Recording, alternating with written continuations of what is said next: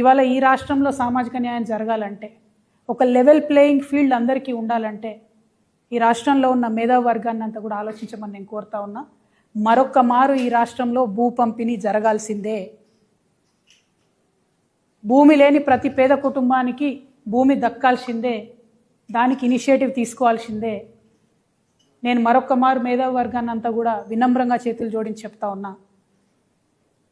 ఈ రేవంత్ రెడ్డి గారికి, real estate వ్యాపారం చేసే రేవంత్ రెడ్డి గారికి భూమి అంటే ఆయనకు ఒక ట్రాన్సాక్షన్ కావచ్చు, కానీ నా పేద బీసీ ఇంటి ఆడబిడ్డకు భూమి అంటే ఒక ఇమోషన్. నా పేద దళితులకు భూమి అంటే ఒక ఇమోషన్. నా ఆదివాసీలకు భూమి అంటే పంచ ప్రాణం. వదిలిపెట్టి ఉండలేరు, అడవిని వదిలిపెట్టి, భూమిని వదిలిపెట్టి. ఆ విషయం అర్థమవుతలేదు రేవంత్ రెడ్డి గారికి. మానవత్వం అన్నది పరిపాలనలో లోపించింది. అందుకే నేను బలంగా నమ్ముతా ఉన్నా, భూమి పంపిణీ జరగాల్సిందే. తెలంగాణ రక్షణ సేన అధికారంలోకి వస్తే ఖచ్చితంగా భూమి లేని ప్రతి పేద ఇంటికి కూడా కుటుంబానికి 1 ఎకరం చొప్పున మేము భూలక్ష్మి పథకం పేరుతోని భూ పంపిణీ చేయడం జరుగుతుంది.